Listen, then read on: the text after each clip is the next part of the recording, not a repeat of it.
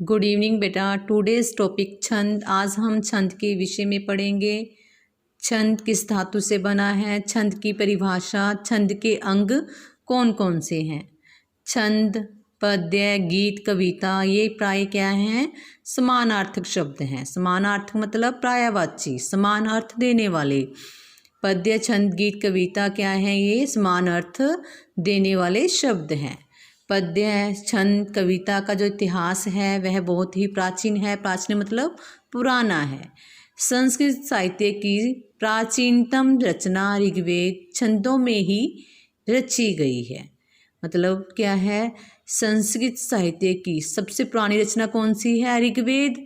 ऋग्वेद में क्या हुआ है, छंदों का प्रयोग हुआ है। सबसे पहले छंदों का उल्लेख किसमें मिलता है, ऋग्वेद में मिलता है। इससे स्पष्ट होता है कि छंद आदि मानव के भावों की अभिव्यक्ति का आदिम साधन है। आदिम मतलब पहला साधन है। छंद में एक क्या होता है, अद्भुत आकर्षण होता है। छंद अथवा पद्यवद रचना शीघ्र कंठस्थ हो जाती है। शीघ्र मतलब जल्दी, कंठस्थ मतलब याद हो जाती है और चिरकाल तक याद रहती है। चिरकाल मतलब लंबे समय तक। जैसे कि गीत हमें बहुत जल्दी याद हो जाते हैं क्योंकि इसमें क्या होता है, संगीत तत्व के सभी गुण विद्यमान होते हैं। इसका कारण है कि पद्य में मात्रा, वर्ण, विराम, गति, लय, स्वर, तुक आदि नियमों का पालन होता है। जिसमें क्या है, इन सब नियमों का पालन हो उसे क्या कहते हैं, छंद कहते हैं।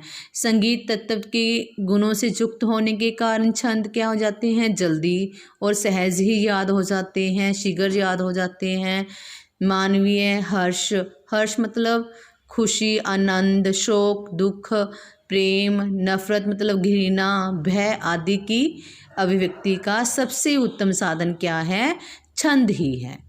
जो छंद है वह क्या है, छद धातु से बना है जिसका अर्थ है खुश करना, आह्लादित करना। आह्लादित करने का अर्थ भी क्या है, खुश करना।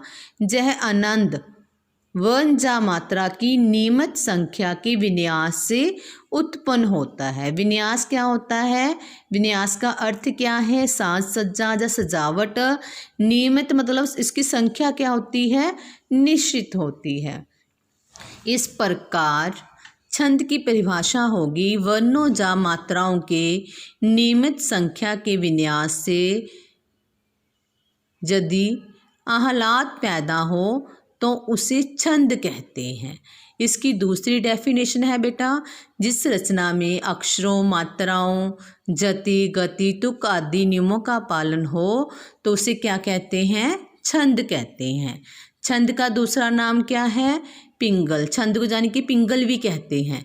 यह पिंगल नाम क्यों पड़ा, इसका कारण क्या है, इसका कारण यह है कि छंद शास्त्र के आदि प्रणेता पिंगल नाम के ऋषि थे।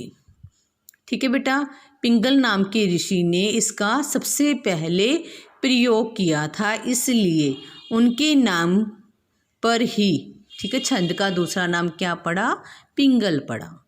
छंद का सबसे पहले उल्लेख या वर्णन किस में मिलता है, ऋग्वेद में मिलता है। जिस प्रकार गद्य का नियामक व्याकरण है उसी प्रकार पद्य का क्या है, छंद शास्त्र है। अंग्रेजी में छंद को क्या कहते हैं, मेटा, और कभी कभी इसे वर्स भी कहा जाता है। ठीक है बेटा, नेक्स्ट टॉपिक क्या है, छंद के अंग। छंद के अंग कौन कौन से हैं। छंद का पहला मतलब क्या है, अंग चरण। चरण मतलब इसे पद या पाद भी लिखा जाता है। चरण को पद, किसी कहीं कहीं पद, कहीं कहीं पाद भी लिखा जाता है। सेकंड पॉइंट संख्या और क्रम। थर्ड पॉइंट गति। फोर्थ पॉइंट तुक। फिफ्थ पॉइंट वर्ण। वर्ण मतलब अक्षर, इंग्लिश में इसे लेटर कहते हैं, और मात्रा। सिक्स पॉइंट गण। गण तीन वर्णों का समूह, तीन अक्षरों के समूह को गण कहा जाता है। ठीक है बेटा, नेक्स्ट सेवंथ जति। जति को क्या कहते हैं, विराम भी कहते हैं। विराम मतलब रुकना। ओके बेटा, नेक्स्ट वीडियो में हम छंद के अंगों को अच्छी तरह से और पढ़ेंगे और इसके भेद कौन कौन से हैं यह कंप्लीट करेंगे। ओके, थैंक्स बेटा।